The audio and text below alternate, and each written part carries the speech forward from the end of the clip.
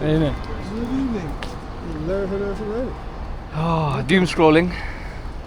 Making a list for later this month. Welcome. A list for latency. No, this month. Okay. Exit session, Friday, 4th of July. Hooray if you're an American. 2025. 4th of July, yeah. Any- 9th of Muharram in the Arabic calendar. Why? What special thing takes place? Well, tomorrow apparently, tomorrow is the 10th of Muharram, which commemorates when Moses saved the Israelites from Pharaoh and split the ocean and was able to save the people. So I've been fasting all day today. How's Fasting it going? today and tomorrow. I'm pretty tired. I'm feeling it because fasting a random day is harder than fasting the entire month. What did you have for breakfast? I had fruit and a vitamin tablet and water. So If you're not allergic to honey, I'd look into bee pollen. I should have thought of that. I had honey in the cupboard. Check. Yeah, So that's a thing, release it nice and slowly. yeah. Should we get started then? With prep? have a thing up. Let's do it. So you made a list of questions, a list of things, topics you wanted to cover? No, I never do.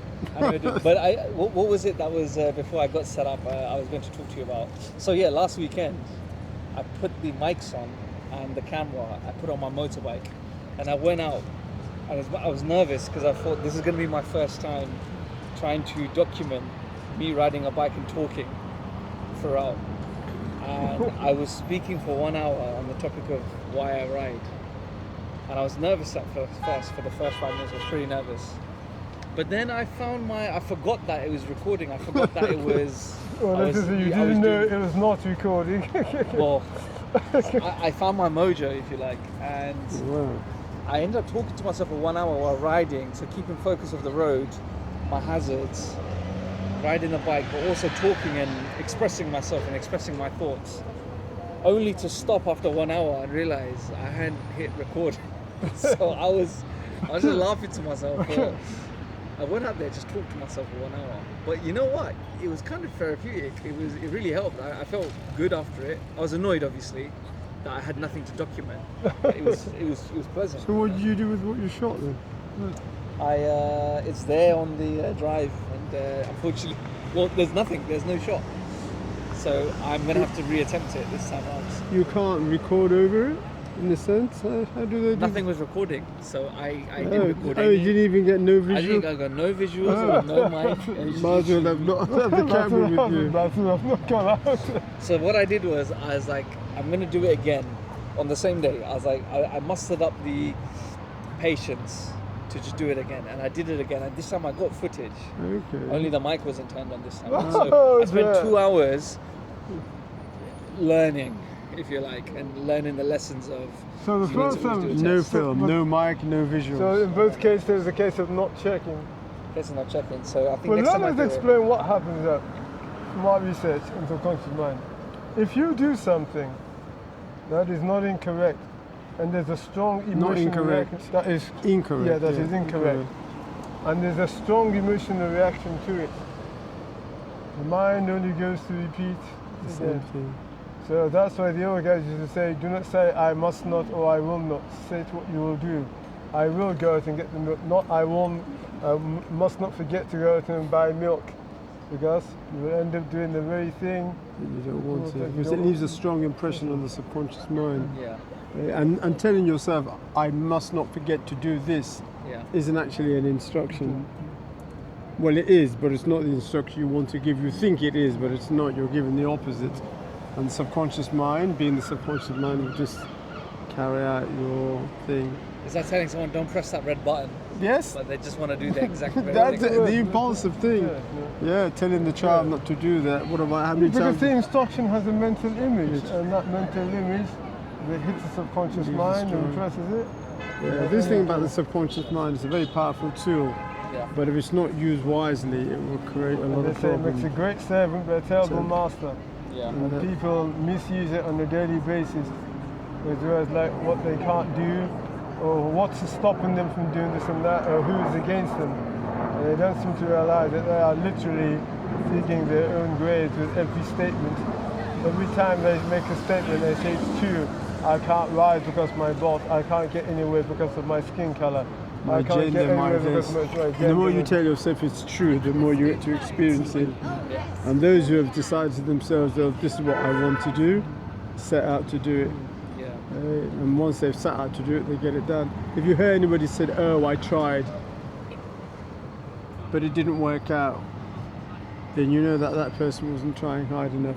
Because if somebody tries, and if it doesn't work out, if it's something they want to do, they somehow find something that it's taught them.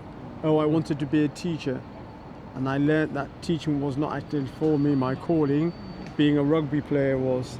So if you find yourself unable to take a positive out of the negative, then there's something you're doing wrong. Oh, so we say if that's your best, be satisfied with the result. And if you're not satisfied with the result, then it can't be your best. Yes, it's You not. can't want more than your best. This is the result your best has produced. And to say you want more than that, then it means your best was either not your best, or your best was not good enough to attain what you Yes, wanted. that's exactly it. Yeah. I remember reading someone saying that success is just failing multiple times and just getting in the end. Or he said that my success was that there's no such thing as failure, just lessons. Just They're lessons. absolutely You correct. learn. They're absolutely See, correct. They're Edison, lessons. people always give the filament for the light bulbs, and they said he tried thousands of them or hundreds of them, and it didn't work. They didn't. Yeah. But what he learned what did not work. You learn Yeah, what didn't work. you Yes, learn or what was didn't. not useful. Or what was not useful, and that's the thing. That's why they say, and if you fail, try and try again. Keep trying. But unfortunately now all the excuses come out, and there's someone to tell you that it's your race, your gender, or the who is and is not against You learn from failure by looking and seeing what lessons can I pick up from that. People say, where did I go wrong? It's more like, what is it teaching me?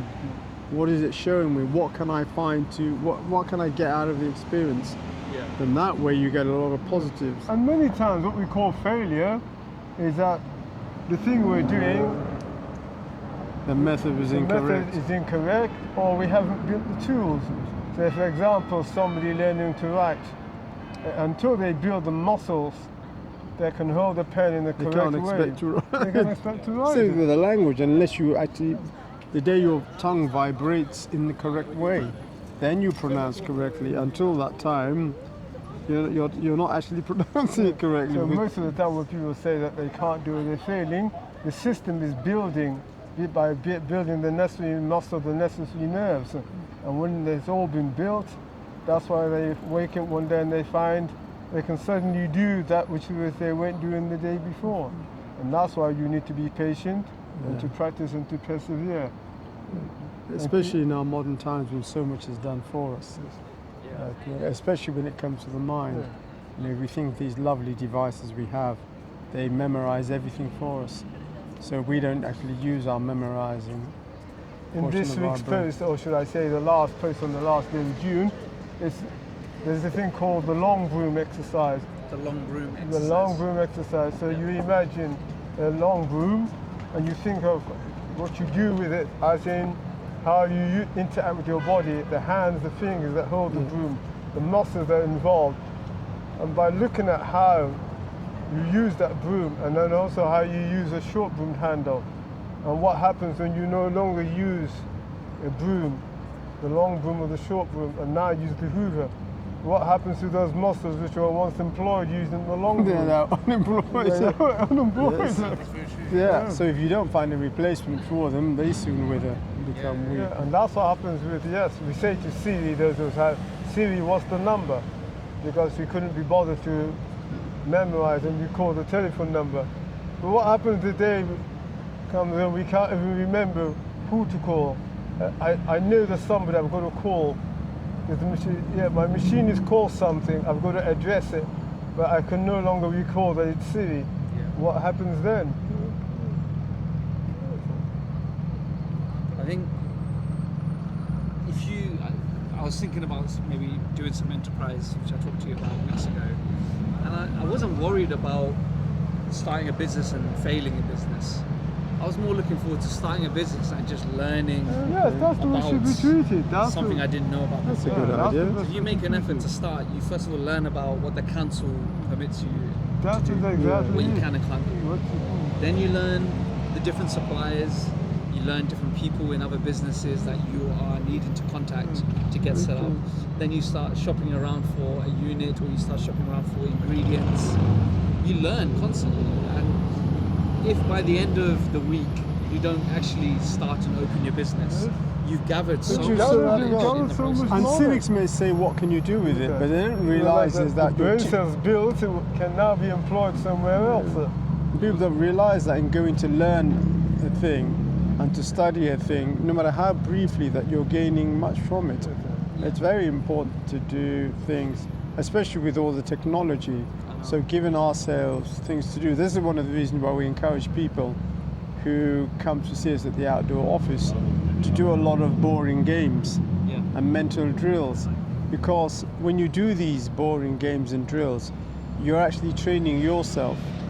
You're training your mind to listen to you. And carry out your instructions. You're training your brain to carry out an instruction it may not necessarily enjoy. But that's what you're training your brain to do. And the more you can do this, you have more control of yourself. Control. It's all about control. Your emotions, your temperament, how you use your time. All these come through training your own mind. And a lack of training allows you to be used and manipulated by others because you're too lazy to think for yourself. You allow others to think for you. Some time ago, somebody told us about somebody who'd given all his business affairs to somebody to look after for. Yeah. Very He trusted that person. Were they on well, the I'm not document? too Were they sure on whether it was a the- case of trust or they couldn't be bothered to learn about the business. Yeah. And this individual has now done things in such a way that he owns the business, or is on his way to owning the business, simply because the original owner has had no input. So because he's had no input, he doesn't know what's going on. Because he doesn't know what's going on, all the different changes being made to his business, name change, he has no idea of this. Simply because he was too lazy to put some input. By all means, call in somebody to help you, but still at the same time, keep an eye on what's going on. And so if we're too lazy to keep an eye on ourselves, then alas, we're going to be, others will keep an eye on us. One common thing I've seen, particularly in the Asian community, is you go into partnership with 2-3 guys. You start a restaurant, and one of the partners is quite cash strapped, but he doesn't have time really to be there day to day. But he's a cash cow. You've put your life savings into whatever remaining shares there are, and so has the other partner. You go into business, you open up, and you work. You toil away and you set this business up, and then it starts to get somewhere. Customers are walking through the door, the food is good, and you're starting to make some headway in establishing yourself. Then what happens is you run into a couple of months, seasonal times of the year, where it becomes quiet, and so you're not as busy. Okay. So then what happens, you start taking out some credit cards, you start selling your wife's jewelry to keep the business running, you start putting more of your personal money into it, and you're keeping it afloat. But then slowly you find that the other partners are probably not so committed into keep this business up. But you're doing everything you can, because to you, you've quit everything to be in business. And for them it's a second venture, a third venture. They're already okay. And then what happens is months go by, and then they turn around and say, we can't stay here anymore. We want to sell out. And you say, well, what do you mean sell out? And say, well, this is our price, this is our share. Just give us some money for the remaining shares, and then you can have the whole business to yourself. You have no money left because you've exhausted all your resources, all your savings to keep this business afloat, without them really being there, because you've been the main provider, you've been the main guy. You've not even taken a proper salary for yourself, or a wage, because you're paying the staff first and the suppliers first. They then say, well, okay, if you can't buy our shares, then we'll buy you out. And so they both get together and like they push you out for nothing, more or less. And why do they push you out for nothing? Because at the time of creating the business, you went on trust that you'd all be partnership, that they give you a share, you'd have a share, but nothing is ever written down in contracts. And so I find in the Asian community a lot of these very amateur moves where you build business on trust, but people play these tactics to buy you out or push you out, squeeze you out. And so it happens so many times. It's almost like a common trick. It is. But the thing is that where this business about trust is that, and I always say to people, and I'm making quite clear that my brother and I are not religious at all. But I always say to people that if you're going to business and you are religious, whether you're Catholic, Jewish, Muslim, Sikh, Hindu, whatever religion or faith that you have, always look to that. Now this business about trust is really interesting. And people say, well, you shouldn't trust people. It should be more a case of you mind who you trust. When we get up in the morning and we dress and we go down to the tube, we're trusting that that train driver is not high in marijuana. Yes. When we get on the bus, we trust that the driver is not snorting cocaine every bus stop. The food we buy, we trust that there's hygiene. So to a certain degree, there are levels of trust in everything you do. But if you're going into business with people, I think we always say to those who are religious, try to go with a higher guide. If you're not religious, then one of the things we encourage people to do is to try to map out what you want from the business. By mapping out what you want from the business, if things are not going the way you want it, you always go back to your template. The template. Depending what's on your template will depend whether you remain or whether you depart. Yeah. A lot of it depends on your own self. How badly do you want it? When we started the service up 20 years ago, we knew it was going to be challenging. Yeah. That's something. We'd done other things where we'd had big dreams about making lots of money and spent a long time with them, and at the end of it, nothing. So it's very important to make sure that you pick something that you like. But I'm a believer that the thing you love will keep you going. When there's time for change, it's time for change. Sometimes you start a business and for a few years it's going well, and it is time for you to change. It's somehow working out, is it time for me to run or remain? And that's where you do need to be mentally fit. Yeah. So that I'm a great believer that your subconscious mind, if you direct it properly, will give you a lot of advice. Intuition will guide you greatly. And There must be no fear. no, when we ended up, the service was started to make us rich and to make sure we didn't end up To outdoors. remind viewers to make us rich, that's the only reason why we began the service. The Twins Environmental Training was purely money, to make us rich. That's why we targeted bankers. They have money. Though we ended up with starving artists. And obviously it was to make sure we didn't end up outdoors. Once we ended up outdoors, what then? You could say that we'd failed, because the very thing that we wanted to do, at least one of the two things, we had not done. In fact, we hadn't done anything, in the sense we hadn't become rich. We hadn't avoided finding ourselves outdoors. We were outdoors, so some would say that we had failed. Yeah. What we decided to do was to have faith and belief in whom we were and what we are. And since we had been training consultants for the past 15 years, no matter how bizarre it was, the whole idea was to maintain that. When everybody asked us what we were doing, we said we were training consultants. What are you doing outside? Which people would use the words homeless. We called it outdoors. Why? Outdoors states where you are, and it was quite clear that we are outdoors. Homeless states what you are, and as we say, we are not homeless, we are training consultants. And the thing about this is that we thought long and hard. We could have taken offers from the council. They were begging us. They made all sorts of wonderful offers, universal credit, flats, this, that, hostels. We turned them down. And some people would say that you're mad, why do this?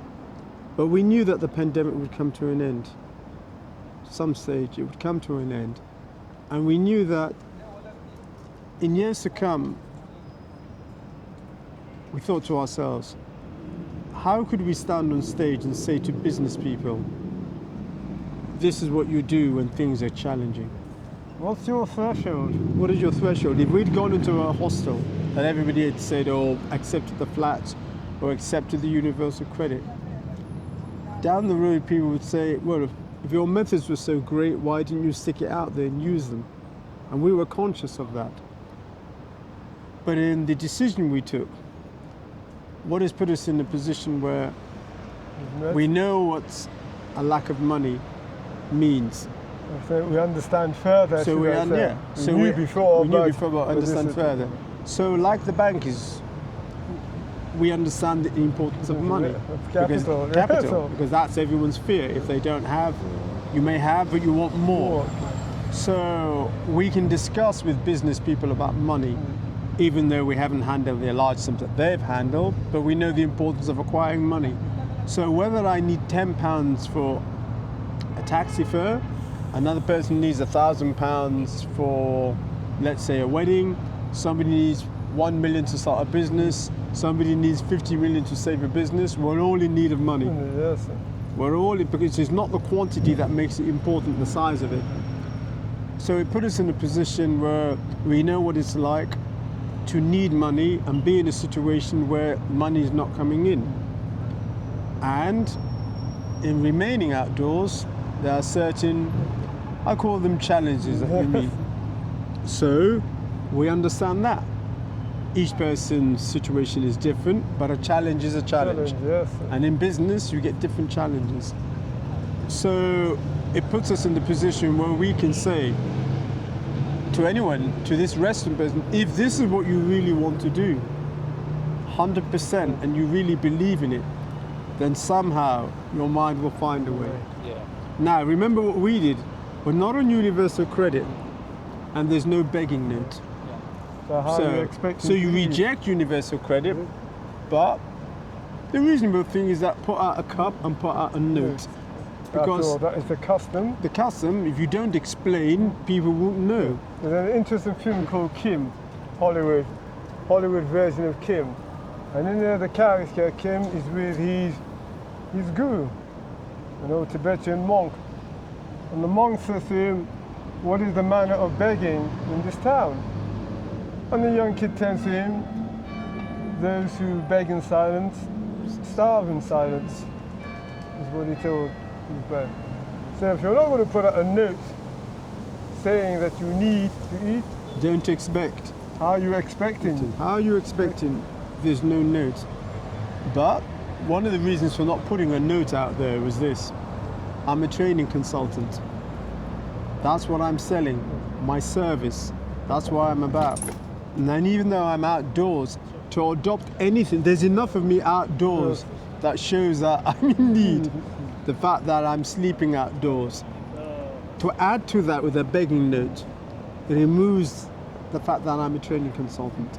That's what I want people to know, that I am a training consultant who happens to be temporary outdoors. Also, we used to laugh. When you put a note out saying money needed for food, the person engaging with you, where's their attention going to be? On you or your note?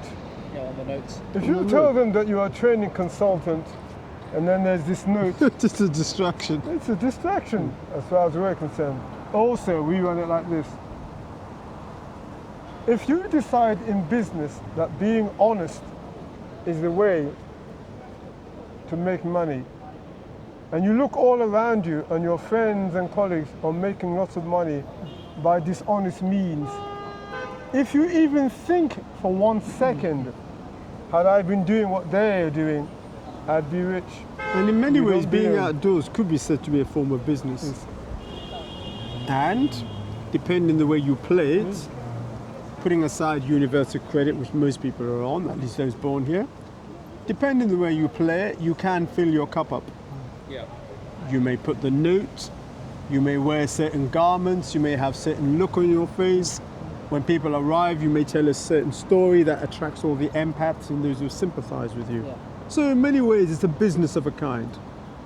So in my view, that kind of business is not my kind of business.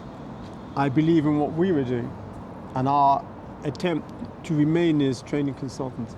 But that led to a lot. We met the right people, and it's led to a lot of things that would never have happened had we adopted that. So I would say to anybody who's running a business, starting their business, who are in a situation like the one that you've mentioned, that when you first start it, know your limitations, know your resources, keep an eye on things, but keep your mind fixed on how you want the business to succeed.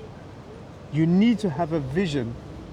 So if customers are not coming in, you need to have a vision of customers. There's got to be a vision, something written down.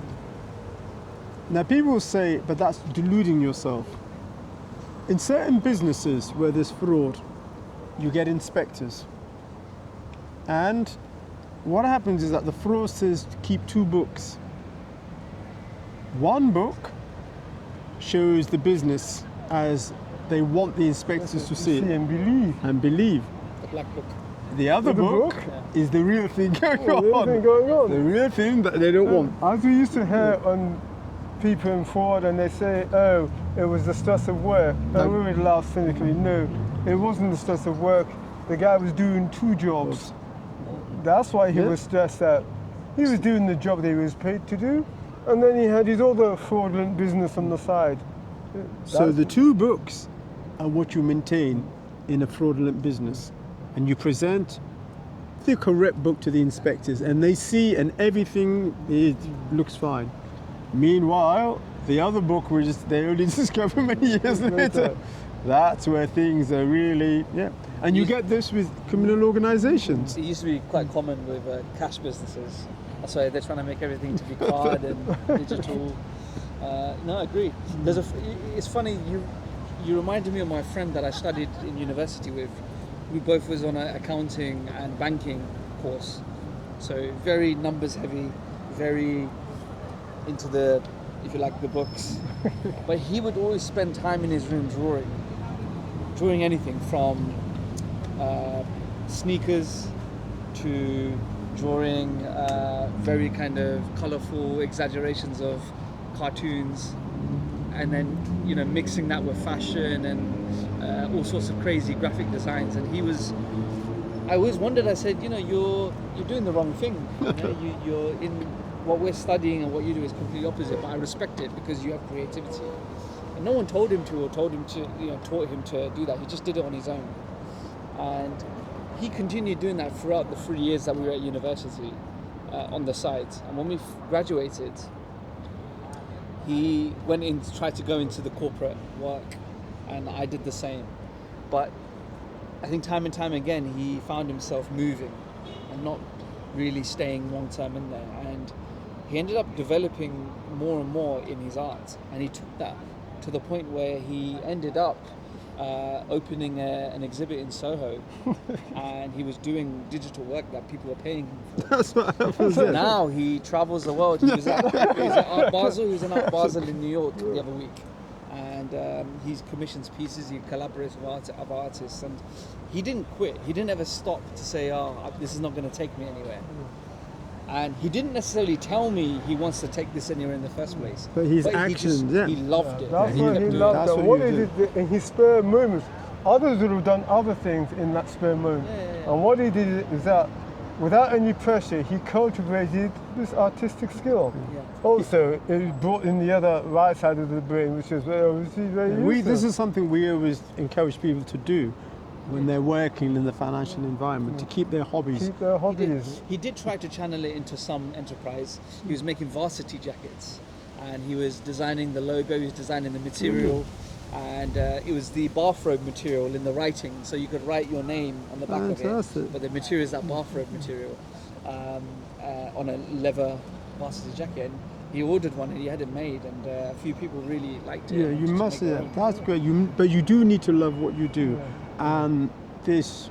Yeah, he tried and tested many things. Yeah, this whole business of mental fitness is something that we enjoy. So the person opening up the restaurant, they must love What they're doing. cooking. They must love what they're doing. The love will keep you alive. But what you have to take care, you must not allow the things that are going against you to occupy too much of your time. So in our case, we're outdoors. Yeah. We're outdoors, and obviously being outdoors, there are certain things you have to do, and obviously you focus on that. But the most important thing was the fact that we're training consultants. Yes. I want you to use maybe the next half an hour to actually delve into this. When we started, you mentioned you're doing some boring exercises. Is this relevant? So someone who is maybe starting a business is not going where they want it to be, or they've just started a job is not going where they were. What kind of exercises and concentrations would you, as part of your service, share? Well, let us use the analogy. Go on. A butcher, what is his most important tool? His knife. His knife. Now, at the end of the day, if he decides that he's too tired to clean and sharpen his knife, what will happen the next day? He'll end up contaminated the meats. The knife will go bad. It will spoil. And even if you wash the knife and dried it to perfection, if he doesn't sharpen it, It will get blunt over you time. get blunt over time, and his work will look more and more haphazard. Not as good. Yes, that's what happens with the brain in the world of work. People are coming to the world of work with tools that have not been sharpened. Yes. That's a nice way to. Tools Yes, have they're not not been been sharpened. And when you say that, do you mean they're just coming to work tired?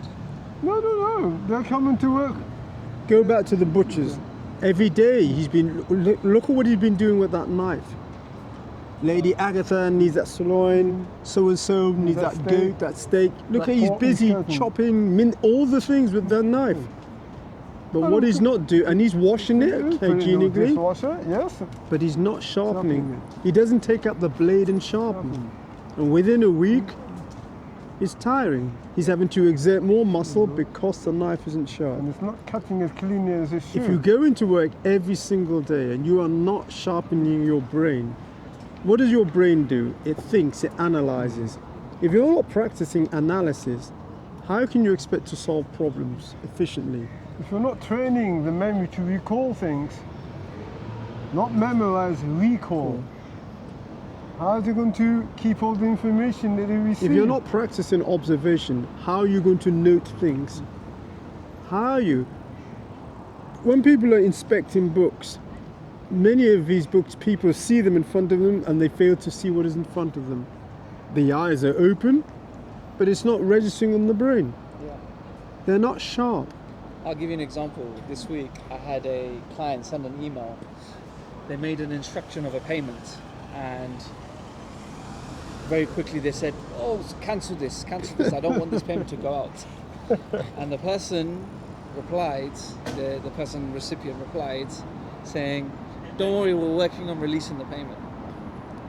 They didn't even read what the client said, but they had a blanket response. Their brain said, "Yep, I understand it's urgent. We're working to release your payment."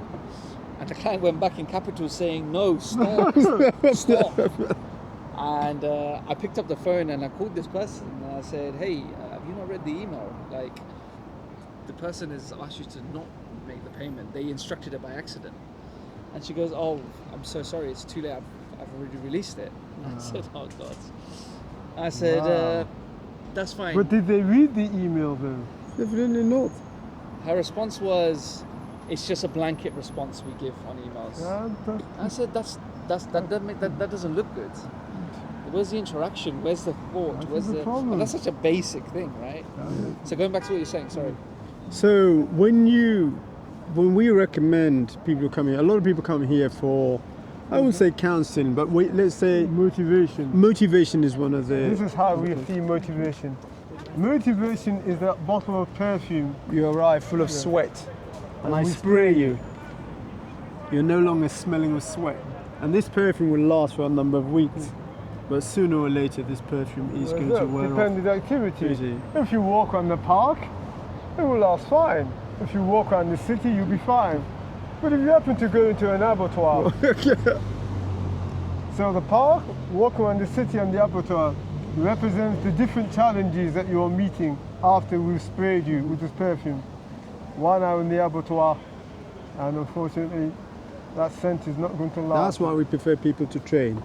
The consulting side of the service is about analysis. Analysis. And A lot of drinking- people bring problems here from the different jobs. I'm not an expert in their field. That's not my interest. But every problem has an underlying theme. It's got an underlying theme to it, and we don't need too many details, just sketchy details. I don't need any trade secrets, names you shouldn't be mentioned, that's not my interest. But a few sketchy details will give us an idea of what's going on, and we're able to recommend an approach. because we recognize patterns. But why I prefer people to train and to practice the exercises is that the exercises empower you. Sharpens your blades. They also Also, have, like I say, it brings out your power. I'm a bit dubious about that word empowerment. Empowerment is that we see an old man struggling to walk, so we give him a walking cane and he starts to walk. But we then realize that we've got a relative indoors who needs it, take it back. so we take it back. Okay. What happens to that old man? But if we'd given him exercises to strengthen him, we And couldn't that- take this exercise back. That's the whole idea. So the first thing the exercises, which are very dull, they develop willpower. But think about it. How do you sharpen a knife? You've got to take it onto the Yeah? stone, And do what? 45 degree angle. Yes. You've And got to then keep, after that, what do you Yes. then do? Any variation Any apart from variation? speed to the actual movement? You've got to No. practice sharpening it. Yeah. It's just repetition. It's a repetition. The same movement. We like to look at the gym. People go to the gym to develop their muscles. Is there any variation to any of those exercises? No, you just have to do something different day, but it's a The repetition. But it's exercise a may bit be different, but the actual exercise itself, how It's the same. different is It's that the same. exercise? The motion's the same, the numbers, the reps. The it's numbers. same. Isn't it interesting to build those fine Arnold Schwarzenegger muscles you desire? Yeah. You have Nearly to, there. Yeah, okay. You have to do a certain number of push-ups or whatever, or pull-ups Yeah. or benches. Yes. Now, isn't it interesting to maintain them? You have to do exactly that. Yeah. To make them bigger, what do you have to do? The same thing. Yeah.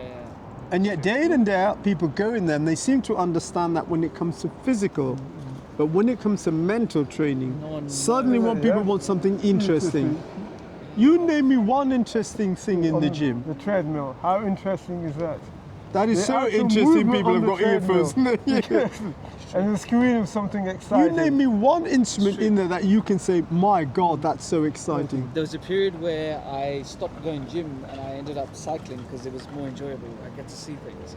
But something brought me back to the gym because I realized there's certain muscles and certain Yes, the Yeah, certain. parts of my muscle. body I can only work out in the You can gym. only. Yeah. And I when I went back to the gym, it was boring. Of course it's genuinely- boring. Lifting weights initially was boring. It's when I started to shock the muscle a little bit, Yeah. and the pain and the gain, all of that bravado. Then I started to okay, fine, this is okay. You must bring the interest.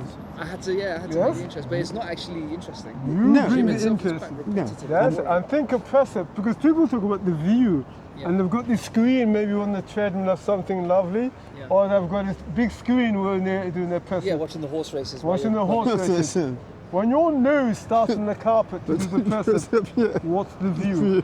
When you push up, what's the view? The closer you get to the carpet, what's the view? When you push up again, what is the view? But if you're going to build those muscles through doing push-ups, the only view you should have is the mental view. Same thing with sit-ups. What's the view as you're doing sit-up? Whether it's side sit-ups or leg raises, what is the view? There's no view. Look at a boxer punching a punch bag. You tell me what's so interesting in that. So, let me get this right. So there's two parts to your business, to your Three service. parts. Three parts. Three parts. Okay. So you have a training The section. training part. This is about. I'm going to say sharpening the blade. Absolutely. Building the muscle. That's the most important bit. Fine. Then the second part is That the is consulting. the motivation. The motivation. The motivation. Yeah. So this is about the bottle that So you leave feeling good. Good. Oh, You feeling good, good. right? So it's not long lasting if you were to go to an abattoir. No. However, Definitely, it yeah. can give someone a boost who might need that. Oh, boost. that's definitely. what You will leave smelling of roses. We can definitely Yeah. assure you. So the second Yeah. part is motivation, and the third part is the analysis. Yeah, the consulting. Where people have ideas. And what do we see? We see the genius within their ideas. You see the genius within Within it. their I like idea, that. that's And the there's whole- been many things that come to you with an idea. Oh, yeah, And you've never definitely. once shut it down. No, No. no. You never once said that's a bad idea. No. You've The way actually- we look at it is that we liken our involvement in people's ideas was like this. We say to people, when cooking, what do you use spices for? Make the food taste better. Good. What happens if you put too much? you could spoil the food. So that's where. So we are like Spice to bring out the flavor, the idea in your idea.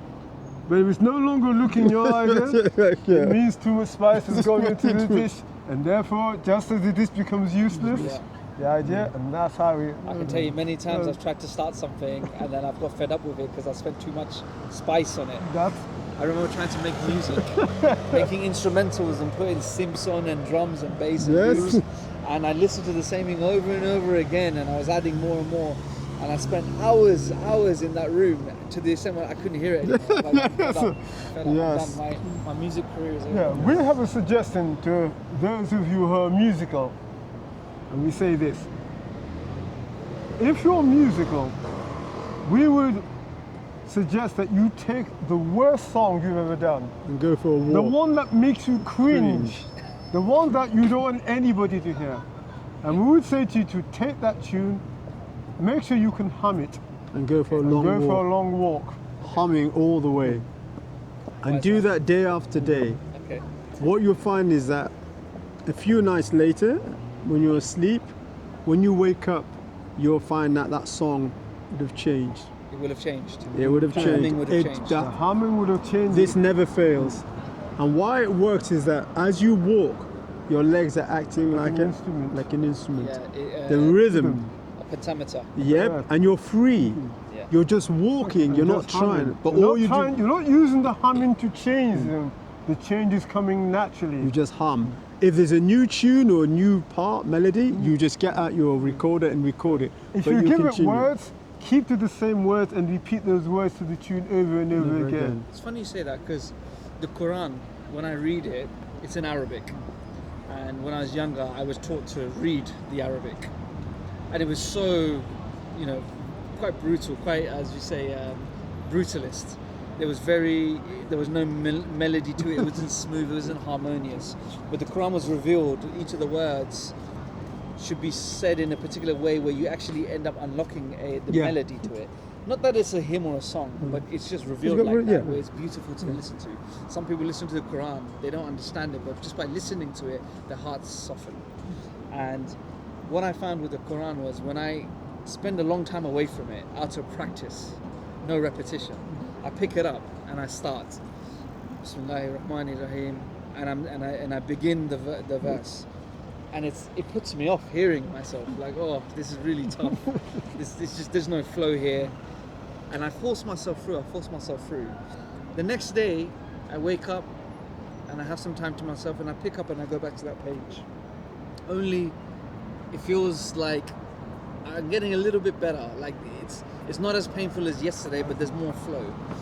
And if I stick to that for a week, by the 6th, 7th day, I am under my own my own volume without embarrassing myself to the public, in harmony with it, and I'm singing to an extent, and it's very harmonious the way I'm reading, and that's by spending time with it. And as you said, just whatever That's you the whole hate, whatever idea. makes you That's cringe, what and it does make me happens. cringe. It is the reason why we gets recommend better. songs that or tunes that make the person cringe Yeah. is that you are then going to observe this ugly tune Transform itself. Duckling into swan. Because the problem sometimes with music, and I'll make a generalization, is that people make one brilliant song, and instead of making the other songs reach that level or even better, there's one song on an album, then the rest is followed by inferior tunes. You know what? You're right, because a lot of albums, Or as we say in TeamSpeak, not right, correct. not right, correct. I think a lot of albums nowadays only have one or two good songs, and most of them are just fillers. Whereas before, a rap album from the 90s, Nas's Illmatic, if you remember that, Tupac's Me Against the World, All Eyes on Me, you can listen to that album from front to back. That's how it should be. They don't make that nowadays. You listen to the Beatles Revolver. Track 1, where it starts with a taxman, ending up to Tomorrow Never Knows. Their last song, all of them, all a classic. That's how it should be. When you hand over your credit card or a banknote to buy a record album, a CD, every inch of your note is real. Why should you hand over a completely true correct banknote and then this person hands you an album that's inferior. Everyone's not- going for that's just like not a- one-track hits, and that's that's it. not a Be transaction. relevant for a month, and then that's it. That's it. So the training of the mind, your brain. Some schools believe it's mind first brain, others believe it's mind then brain. But your brain is your instrument. All your expression. ideas are expressed through it. And without your brain, no matter how intelligent you were, you wouldn't be able to express much. So the idea of the repetitive exercises, the dull ones, is that you're increasing your discipline. You're also developing patience. When you've done a monotonous game, very little gets to you. Whereas sometimes you become impatient or irritated by what people say. Doing these boring exercises, any boring exercise, what that does is that you gain control of yourself. The first thing you bind are your emotions. Emotions. Mental exercises create the feeling of nausea or boredom. nausea. Yeah. Yes. It's the Boredom. monotony. Boredom. Your mind doesn't want to do it. There's no variation. Let's say counting up to 1,000. We have one called the motherboard, and the motherboard is a series of numbers. You start with 1, then 1, 2, then 1, 2, 3, 1, 2, 3, 4, all the way up to 1 to 100. And the idea with the motherboard is that you can clap, you can sing, you can your tap your feet. foot, you can say, but each thing is 1, 1, 2, The number goes up by 1, one 2, 3, incrementally. 1, 2, 3, 4, or you clap. 1, 2, 3, 1, 2, 3, 4. And that's how you do it. And you do it slowly and steadily. People who rush, they soon learn it can't be sustained. So you suddenly realize that a simple, steady pace is the best way. And you're triggering off the feeling of sickness, the feeling of no, I don't want to do this. And after a while, your mind, which can do it, your brain will obey you. That's why the tagline says, environmental training is for anyone, but not for everyone. Anyone can do it, but not everyone will. And minus the dumb, everyone can count. In Greek mythology, when Odyssey went missing, he didn't return home. His son, Telemachus, went to look for him with Menelaus. Menelaus had been at the Battle of Troy. And they were told to visit the old man of the sea. And one thing they were told, when you get him, grab hold of him and don't let go, no matter what happens. They visit this old man and they grab him, and he turns into an animal. He keeps on changing his form, but they hold on But you, until he but exhausted. what those watches you would call shape-shifting.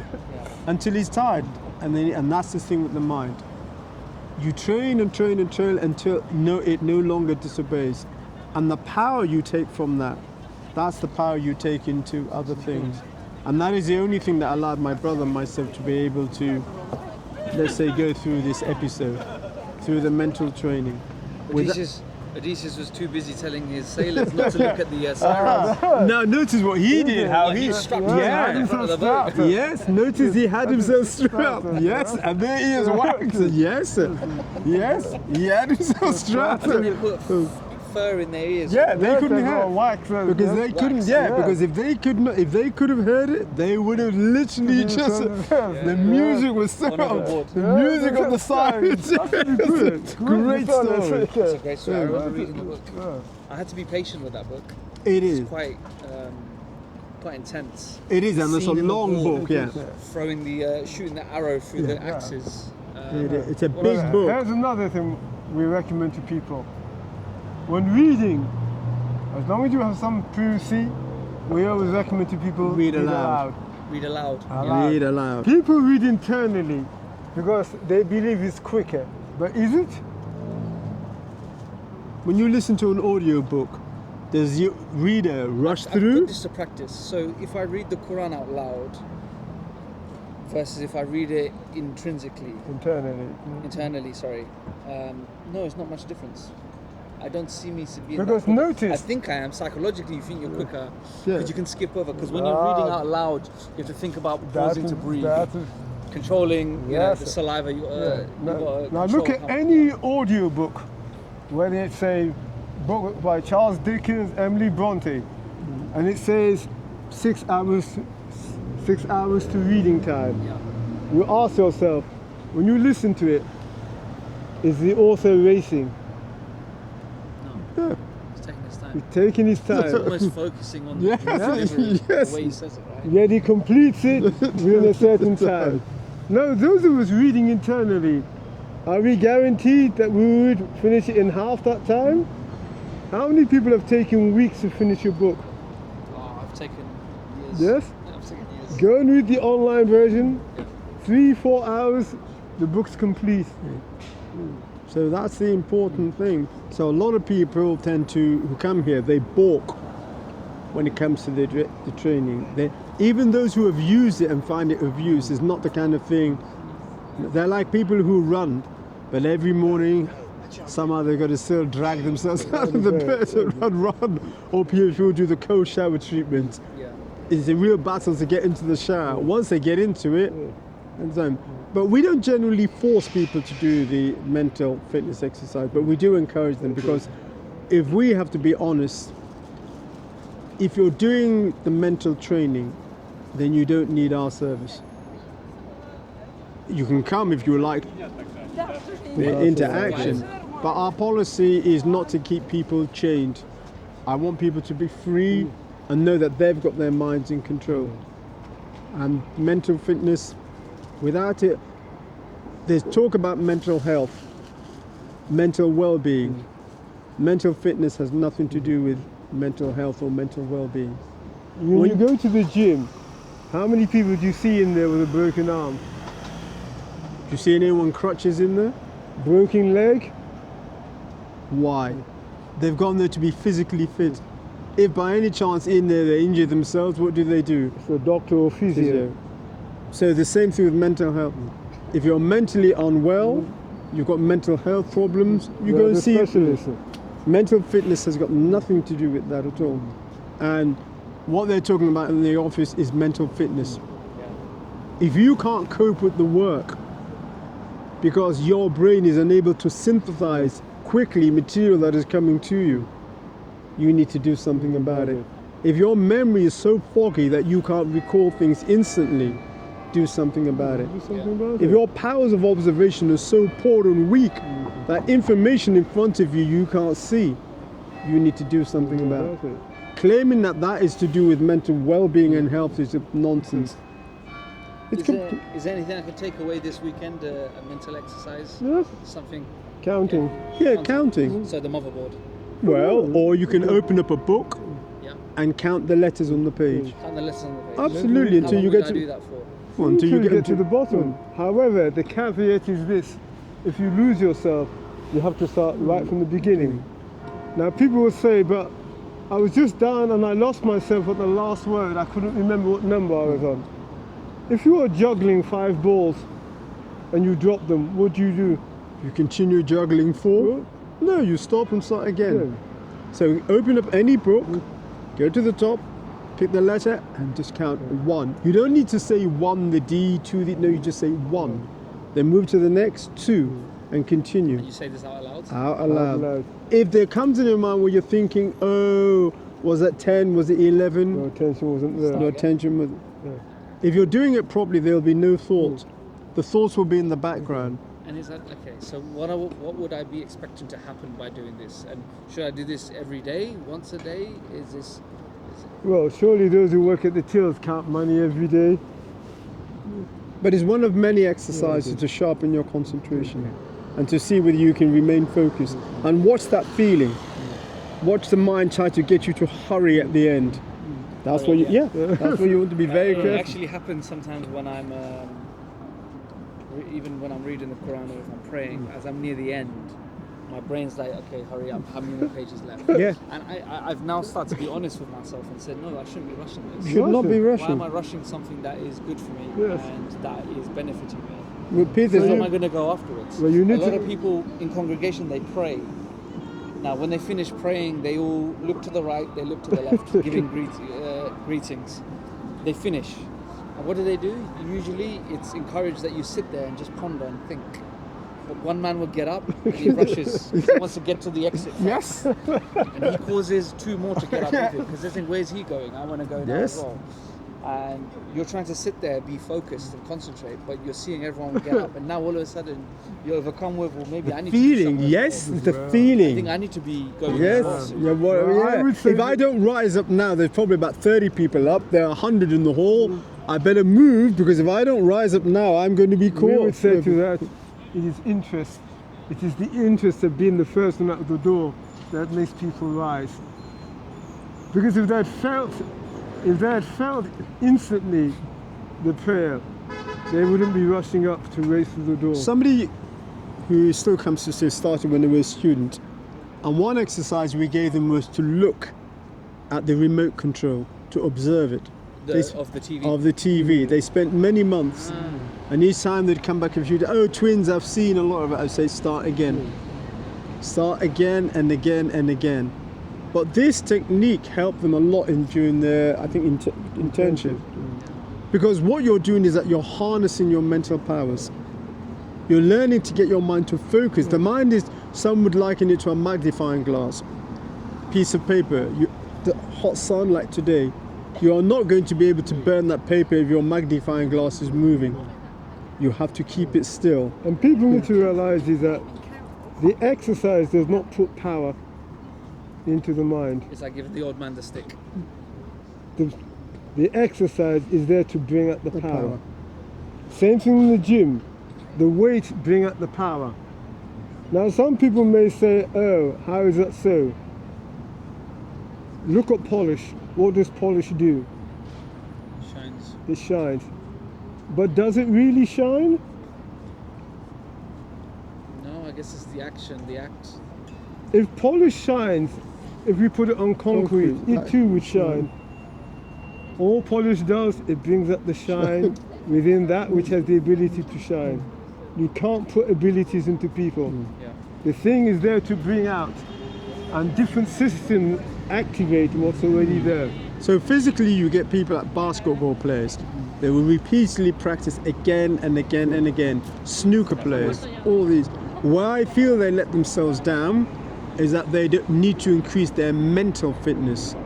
They're very good, because it's their emotions that let them down. They've got the skill, the technique, but the emotions. Footballers are another. They do a lot of practice, a lot of training, but emotionally, they're very weak. But when we trip up another player, or go to injure another player, or we claim a penalty that's not ours, that's not the mind focus on the job. When you chase the referee around the pitch because you feel your disallowed goal that is going to affect you, that's a case of mental fitness, mental weakness, I should say. Those who are mentally fit know they'll get another chance. Yeah. Those who are mentally weak, and a lot of people will say, how dare you say this? But it is a form of, he's made his decision, and you're putting all that energy to try to make him change his mind, or arguing with VAR? No. Those who are mentally fit know that I'm going to create another chance. Interesting. Isn't it interesting that during the match, Everybody how wants many a people bet. fling themselves down the slightest trip for a penalty? And then after Depending the extra game? time, when everybody has the chance to take, A penalty. you can barely get a volunteer to go first. And it's all so cruel, and nobody wants to take it. But during the match, they'll do anything to be awarded one. Penalty. I like that. I think we've got 3 minutes left for this session, but I've taken away from this that we all need to become better at concentration. Yeah, And to Absolutely. be point blank, what is our aim, what is our vision, and to not divert from it. not to be allowed. What am I yeah. trying to achieve? Yeah. And to stay And just say, consistent. especially if this is what you've decided you want to do, and there are difficult challenges and difficult times. And I do not suggest that our journey is the most challenging in the world, because it's not. Yeah. It was a challenging situation, and I think of other people who were similar. But one thing I do know, by keeping focus and maintaining the aura of training consultant, it's led to a lot. Well, I think you both have that. Yeah. And we would say to anyone arriving to our newsletter on Substack, Tejan Par Excellence, whether you choose to subscribe or not, it is of more value to us people participating in the exercises. People have always said our fee of £2,000 an hour is too expensive. But we know from experience that it's not whether a thing is 2,000 an hour or free.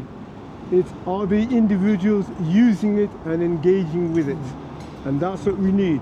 It is better one person coming and using the service, whether they choose to subscribe or whether they choose to use it for free. That person is a form of value, because if they use it and what they gain, they then promote to others. Because that's how this service works. Most of the people who have come here, a lot of people have been recommended by other people. And they've enjoyed what they've got here, and they've recommended people say go and see the twins. And that is a far more valuable word of mouth than any other thing. I think we started this to give people exposure to you, to discover you, and for me it's been such a blessing You're to discover brilliant. you. No, your marvelous idea is absolutely brilliant. And yeah, we'll continue to do that and continue to get more, learn more about. And if there's anything you can share in terms of services that you have, anything they can subscribe to, Oh, there's I'll put plenty. it, I'll put it into the description. There's Because even for me, I'm learning from this platform as well of how to engage with people watching this video, but also sharing what you have as your service, to put that there and make that available to people. So the whole we'll definitely idea, do that. Definitely, it's a pleasure. It's just putting it out there, and then people can decide. But putting it out there in a nice, relaxed manner.